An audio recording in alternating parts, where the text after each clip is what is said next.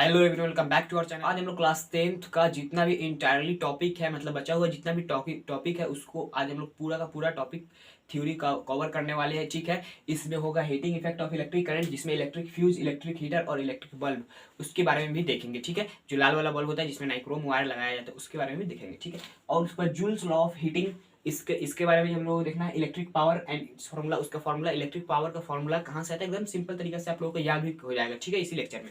उसके बाद commercial unit of energy, इसके बारे में भी देखना है, ये बहुत इंपॉर्टेंट है। ठीक है, चलिए। तो इसमें कुछ नहीं होता है, बिल निकालना होता है, घर घर जाके बिल घर घर जाके बिल नहीं निकालना होता है। बोले तो मतलब क्वेश्चन में बोलता है कि इलेक्ट्रिक पावर मतलब इतना एनर्जी कंजप्शन हुआ है तो कितना पैसा होगा ये बता दीजिए, सरकारी सरकारी नौकरी लग जाएगा बोले तो। ठीक है, चलिए, तो इतना हो गया। इस टॉपिक को आज हम लोग पढ़ने वाले। ठीक है, चलिए, तो हम लोग स्टार्ट करते हैं। Heating effect of electric current. यहाँ पर क्या दिया गया, heating effect of electric current में इलेक्ट्रिक फ्यूज। इलेक्ट्रिक फ्यूज का काम क्या होता है? इलेक्ट्रिक फ्यूज का काम बोले तो कमांडर करता है। कमांडर क्या होता है, देखिए सिंपल आप लोग याद याद करिए। क्या बॉर्डर पर क्या होता है, कमांडर होता है। अगर कमांडर नहीं होगा तो दुश्मन देश वाले हम लोगों के अंदर घुसकर हमला कर सकते हैं। ठीक है, उसी तरह क्या होता है, दुश्मन मतलब जो बोले तो दुश्मन का जो आर्मी होता है उसी तरह आप लोग सेंस में ले लीजिए क्या। तो ठीक है, मतलब जो हम हमारे घर में अभी जितना भी मतलब एप्लियंसेस चल रहे हैं, जितना भी सामान चल रहा है, जितना भी इलेक्ट्रिक एप्लियंसेस चल रहा है, उसको किस तरह डिजाइन किया जाता है इंडिया में 220 वोल्ट तक। ठीक है, अगर 220 वोल्ट से ज्यादा अगर करंट आ गया बाहर से, अगर ट्रांसफार्मर में से, तो हमारे घर का एप्लियंसेस जो वो सब खराब हो जाएगा, जल जाएगा। उसी के मतलब सपोर्ट, उसी के सेफ्टी के लिए हम लोग इलेक्ट्रिक फ्यूज लगाते हैं। मतलब मान लीजिए यहाँ पर ट्रांसफार्मर है, यहाँ पर ट्रांसफार्मर से वायर गया है और हमारा घर यहाँ पर है। यहाँ पर जो मेन स्विच होता है, मेन बोर्ड, उसी में लगाया जाता है एक छोटा सा होगा इलेक्ट्रिक फ्यूज। वो फ्यूज कैसा रहता है उसको मैं जूम करके यहाँ पर दिखा देता हूँ। यहाँ पर दिखाया हूँ, ये है ना, इस तरह होता है। ठीक है, इसमें एक वायर लगाया जाता है और इसी वायर में से कनेक्शन कर दिया जाता है इधर का और इधर का। ठीक है, क्यों? क्योंकि अगर ज्यादा करंट आएगा ना, ज्यादा करंट यदि ट्रांसफर में से ज्यादा करंट आएगा, ट्रांसफार्मर में से, तो ये वायर रहता है ये पिघल जाता है। ये मतलब जो वायर रहता है ना, वो उसी तरह डिजाइन किया जाता है कि इतना वोल्टेज से ज्यादा आएगा तो ये पिघल जाएगा, और ये पिघलता है तो ये कट हो जाता है। ये सर्किट कट होते ही उसी समय ये सभी सर्किट बंद हो जाता है। ठीक है, तो यहाँ पर करंट नहीं जाता और ये हम लोग एप्लियंसेस जितना भी होता है वो सब बच जाता है, और मतलब जितना भी खराब होने वाला था वो सब बच गया। ठीक है, यदि ये नहीं लगाया जाए तो आप लोगों का पूरा घर का सामान जितना होगा, जितने इलेक्ट्रिक एप्लियंसेज होगा, सब का सब जल जाएगा, सब का सब बर्बाद हो जाएगा। ठीक है, इसीलिए इसको लगाया जाता है। ठीक है, समझ में आ गया? चलिए, तो इलेक्ट्रिक फ्यूज का काम यही होता है कि अप्लायंसेस को बचाना, ज्यादा वोल्टेज आए तो। ठीक है, अब इलेक्ट्रिक हीटर के बारे में देखते हैं। जो इलेक्ट्रिक हीटर होता है उसका डायग्राम इस तरह होता है, इलेक्ट्रिक हीटर का डायग्राम। ठीक है, ये हीटर होता है, ऐसा ही होता है ना। ठीक है, समझ लीजिए ऐसा होता है।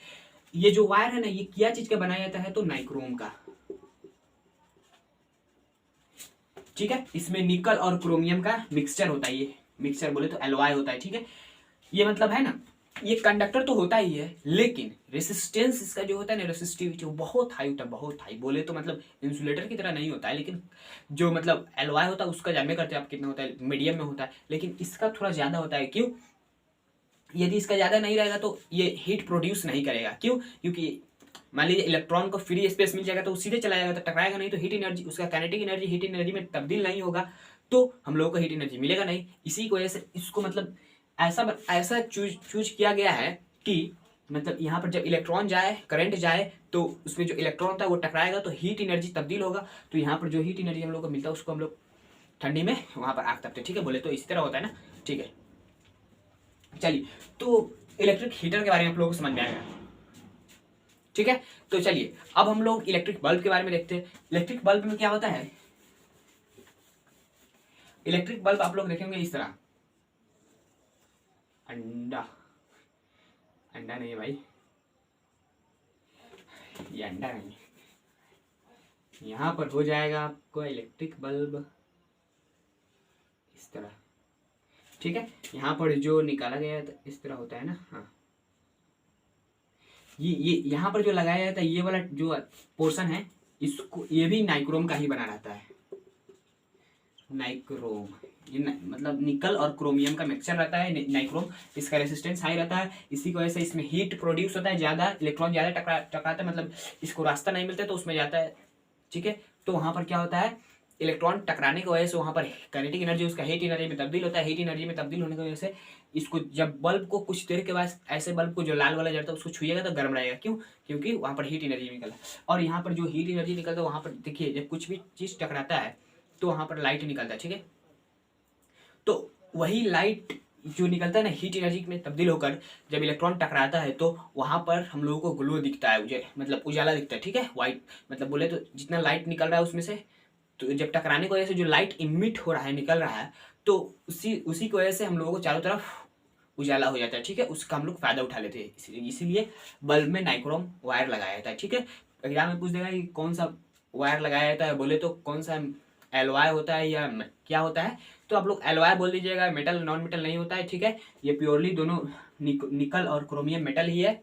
ठीक है, मेटल का एलवाई होता है। और कुछ बात, इसका रेसिस्टिविटी जो होता है बहुत हाई होता है। ठीक है, ये बात हो गया आप लोगों को heating effect of electric current के बारे में। अब देखिए, ये सब हो गया heating effect of electric current. अब हम लोग जूल्स लॉ ऑफ हीटिंग पढ़ने जा रहे हैं। ठीक है, जूल्स लॉ ऑफ हीटिंग। ठीक है, चलिए ये बहुत इंटरेस्टिंग टॉपिक है, आप लोग जरूर देखिएगा आगे तक। ठीक है, चलिए तो हम लोग joules law of heating effect पर चलिए, तो हम लोग जूल्स लॉ ऑफ हीटिंग के बारे में आज हम लोग पढ़ने वाले हैं। यहाँ पर जो टॉपिक है ये है जूल्स लॉ ऑफ हीटिंग।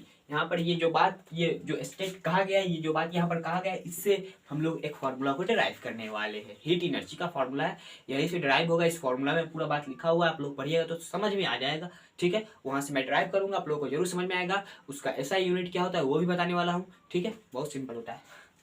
ठीक है, इट स्टेट्स दैट ये जो लॉ है हीटिंग का, जूल्स ने जो दिया है, जूल्स एक साइंटिस्ट थे, आप लोगों को पता जरूर होगा। ठीक है, आप लोगों को एनसीईआरटी बुक में दिया।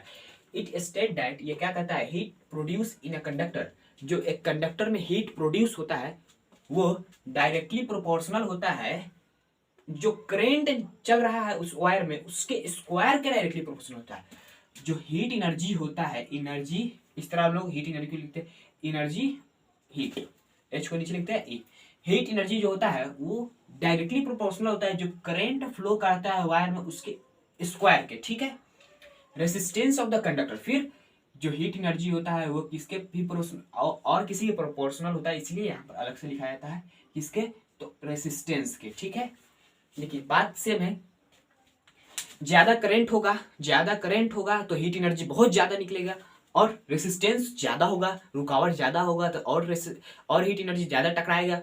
ठीक है, अब उसके बाद time period of the flow of current. ठीक है, और किसी का होता है तो टाइम पीरियड के। ठीक है, टी से डिनोट करते हैं। देखिए, ज्यादा देर तक और करंट चलेगा तो वहां पर क्या होगा, ज्यादा देर तक चलेगा तो वहां पर हीट एनर्जी ज्यादा निकलेगा। ठीक है, तो यहां से हम लोग फॉर्मूला प्रोपोर्शनलिटी का साइन हटाएंगे, heat energy is equal to के क्या है, तो कांस्टेंट आता है प्रोपोर्शनलिटी के साइन को हटाने के बाद, आई स्क्वायर आर टी। ये के का वैल्यू क्या होता है, के इज इक्वल टू 1। ये कैसे पता चला, तो एक्सपेरिमेंट के बाद पता चलता है साइंटिस्ट को। ठीक है, तो ये रियल फॉर्मूला होता है E H is equal to I square R T. ये है हीटिंग, इससे आया हुआ फॉर्मूला। ठीक है, और एनर्जी का आप लोग एसआई यूनिट जानते हैं, SI unit of energy is equal two joule, जिसको हम लोग कैपिटल जे से डिनोट करते हैं। जूल होता है हर एनर्जी के लिए, काइनेटिक एनर्जी हो, पोटेंशियल एनर्जी हो, क्या बोलते हैं, इलेक्ट्रिक एनर्जी हो, हीट एनर्जी हो, कोई भी एनर्जी हो, मैकेनिकल एनर्जी हो, जितना भी एनर्जी हो, बहुत सारा एनर्जी होता है। ठीक है, केमिकल एनर्जी बहुत सारा, तो उसका जो एसआई यूनिट होता है वो जूल होता है। ठीक है, चलिए तो आई होप आप लोग को यहाँ तक तो जरूर समझ में आएगा। आगे भी देखते हैं इलेक्ट्रिक पावर के बारे में। ठीक है, चलिए तो जूल्स लॉ यही था कि जो हीट एनर्जी होता है वो करंट जो फ्लो हो रहा है उसका स्क्वायर के प्रोपोर्शनल और रेसिस्टेंस के प्रोपोर्शनल और टाइम के प्रोपोर्शनल होता है। सिर्फ स्क्वायर किसका होता है, तो करंट का। ठीक है, E H is equal to I square R T, एकदम सिंपल फॉर्मूला है, E is equal to I square R T. ठीक है, चलिए, तो ये समझ में आ गया। चलिए, तो हम लोग इलेक्ट्रिक पावर के बारे में देखते हैं, ठीक है। चलिए, तो हम लोग इलेक्ट्रिक पावर के बारे में देखते हैं। इलेक्ट्रिक पावर का फॉर्मूला कैसे ड्राइव करना, उसके लिए आप लोगों को क्लास 9th को याद करना पड़ेगा। Work and energy, work energy and power chapter था, उसमें से हम लोग सबसे पहले पावर का फॉर्मूला आप लोगों को याद होगा। क्लास 9th में पावर का फॉर्मूला क्या पढ़ाया जाता था? Power is equal to work done upon में टाइम, ये पढ़ाया जाता था। Power is equal to work done upon में टाइम, इसको आप लोग याद रखेंगे, ठीक है। अब हम लोग को यहाँ पर क्या करना है कि सिंपली हम लोग क्या पढ़े? Ohm's law. ओम्स लॉ का फॉर्मूला क्या रहता है? V is equal to I R होता है, V is equal to I R. और कुछ पढ़े हुए हैं, ठीक है। वोल्टेज का फॉर्मूला क्या होता है? वर्क डन अपन में चार्ज, वर्क डन अपन में चार्ज, ठीक है। यहाँ पर भी वर्क डन है, यहाँ पर भी वर्क डन है, तो वर्क डन को एक तरफ कर लेंगे तो V क्यू हो जाएगा ये वाला, और इसको इसमें वर्क डन को अलग कर लेंगे तो PT हो जाएगा, power into time, work done निकल जाएगा। अब देखिए, वर्क डन दोनों का RHS सेम है तो LHS जरूर बराबर होगा, तो हम लोग क्या कर देंगे? V Q is equal to PT कर देंगे, ठीक है। हम लोगों को पावर निकालना है तो P is equal to V Q divide by T। अब आप लोगों को एक फॉर्मूला याद होगा, क्या चीज का? करेंट का। करेंट क्या होता है? चार्ज अपन में टाइम होता है। तो यहाँ पर देखिए, ये वाला टर्म Q बाई टी, इसको हम लोग I लिख सकते हैं, P is equal to VI। ये होता है first formula of power, electric power. Electric power का फर्स्ट फॉर्मूला, इसको आप लोग नोट कर लीजिए, ठीक है। तो ये हो गया। आगे हम लोग देखते हैं अब सेकेंड फॉर्मूला। देखिए, इसमें कुछ नहीं था, पावर को वोल्टेज और करंट के साथ रिलेशन मिलाकर बनाया है। पावर को वोल्टेज और करंट के साथ, अब हम लोग रेसिस्टेंस के साथ मिलाएंगे, एकदम रेसिस्टेंस वोल्टेज के साथ, एकदम रेसिस्टेंस करंट के साथ, ठीक है। तो अब निकालते हैं जो निकलने वाला है। देखिए, हम लोग V is equal to I R पढ़े हुए हैं, तो यहाँ पर V की जगह पर P is equal to VI अभी निकाले हैं, अभी यहाँ पर फर्स्ट फॉर्मूला। अब V की जगह पर हम लोग पुट कर देंगे ये वाला टर्म, क्योंकि V के बराबर होता है आई स्क्वायर आई आर, तो P is equal to I R I, तो यहाँ पर हो जाएगा P is equal to I square R. ये सेकेंड फॉर्मूला, करंट और रेसिस्टेंस के रिलेशन के बीच में पावर निकल जा रहा है, और यहाँ पर वोल्टेज और करंट। अब हम लोग रेसिस्टेंस और क्या चीज निकालने वाले हैं? रेसिस्टेंस और वोल्टेज के बीच में पावर निकालना है, कैसे? तो सिंपली इसमें क्या करेंगे, यहाँ पर जो है ना, तो I is equal to V by R लिख सकते हैं। यहाँ से रेसिस्टेंस को इधर भेज दिए, यहाँ पर ये हो गया, ठीक है। Current is equal to voltage by resistance. अब देखिए, I की जगह पर हम लोग पुट करेंगे P is equal to VI, अभी फर्स्ट फॉर्मूला हम लोग देखे हुए, I की जगह पर V बाई आर पुट करेंगे तो P is equal to V by R, P is equal to V square divide by R. ये फॉर्मूला होता है, कुछ नहीं करना है इसमें, सिंपल, बहुत सिंपल है, बहुत सिंपल ये formula. P is equal to V I, P is equal to V square by R, P is equal to I square R. ये बहुत सिंपल फॉर्मूला है, ठीक है। ये पावर का फॉर्मूला होता है। अब आप लोग एक बात जान लीजिए, SI यूनिट ऑफ कोई भी पावर हो, इलेक्ट्रिक पावर, कोई भी पावर होना चाहिए, POWER power. SI unit of power क्या होता है? वाट। इसको W से डिनोट करते हैं। वाट एक साइंटिस्ट का नाम था, जेम्स वाट, जिसने इंजन के बारे में, मतलब भाप से क्या बनता है, वो बहुत जूनियर क्लास में आप लोगों को पढ़ाया था, ठीक है, ठीक है। तो यहाँ तक आप लोगों को समझ में आ गया। ये 3 फॉर्मूला है, मतलब ये वाला, ये वाला, ये वाला, ये ट्रायंगल बना है जहाँ जहाँ पर, ये तीनों फार्मूला को आप लोगों को नोट कर लीजिए, याद कर लीजिए। ये फार्मूला आप लोगों को यूज होगा न्यूमेरिकल्स बनाने में, ठीक है।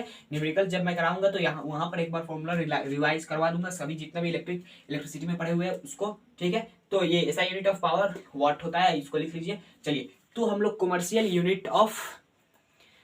यूनिट ऑफ एनर्जी उसके बारे में पढ़ते हैं, ठीक है। चलिए, तो उसके बारे में, ठीक है। तो चलिए हम लोग कमर्शियल यूनिट ऑफ एनर्जी के बारे में पढ़ते हैं, ठीक है। चलिए, तो यहाँ पर कमर्शियल यूनिट ऑफ एनर्जी का मतलब क्या होता है? देखिए, हम लोग क्लास 9 में power is equal to work done upon में टाइम पढ़े हुए हैं। पावर को हम लोग क्या से डिनोट करते हैं? वाट, बोले तो वाट। इसका यूनिट क्या होता है? वाट, W। और इसका यूनिट क्या होता है? जूल्स, लेकिन बोलिए छोटे हटाइए इसको। यहाँ पर पावर को P से डिनोट करेंगे, और वर्क डन क्या है? एक तरह का एनर्जी ही है, तो एनर्जी हो गया डिवाइड बाई टाइम, ठीक। तो एनर्जी का फॉर्मूला क्या हो जाएगा? PT, ठीक। पावर का क्या होता है? देखिए, इसका PT हो गया, ठीक है। Energy is equal to power into time. ये तो हो गया आप लोगों का कमर्शियल यूनिट का फॉर्मूला, ठीक है। ये हो गया कमर्शियल यूनिट का फॉर्मूला। अब हम लोग क्या करेंगे, इसका ऐसा यूनिट निकालेंगे। तो एनर्जी का तो आप लोग जूल जान भी करते हैं, ठीक है, जूल। लेकिन पावर का क्या होता है, यहाँ पर वाट फॉर्मूला होता है, लेकिन जो यहाँ पर एनर्जी होगा वो बहुत बड़े मात्रा में होता है, बहुत बड़े मात्रा में, ठीक है। तो यहाँ पर जो हो जाता है तो किलोवाट, किलोवाट, वाट नहीं किलोवाट, किलो का मतलब जहां पर किलो रहे तो हजार हुए, हजार, ठीक है। उसके बाद टाइम यहाँ पर आवर में लिया जाता है, ठीक है। तो ये हो गया इसका unit, unit of commercial unit, unit of इसका क्या है, किलोवाट आवर, ठीक है, किलोवाट आवर, ठीक है। इसको मतलब 1 किलोवाट आवर को क्या बोलते हैं, 1 किलोवाट आवर बराबर 1 यूनिट एनर्जी, ठीक है। और ठीक है 1 unit, 1 kilowatt hour is equal to 1 unit energy, इस तरह होता है कमर्शियल यूनिट ऑफ एनर्जी। ये फॉर्मूला होता है, इसको याद रखिए, energy is equal to power into time, energy is equal to power into time. क्या यूनिट होता है, किलोवाट आवर, ठीक है। चलिए, तो आई होप आप लोगों को समझ में आया है। समझ में आया तो इस वीडियो को लाइक कर देना, चैनल पर नए हो तो चैनल को जरूर सब्सक्राइब कर लीजिएगा, और जो भी डाउट हो उसको कमेंट बॉक्स में जरूर कमेंट कीजिएगा, ठीक है। चलिए तो चलते हैं, जय हिंद जय भारत।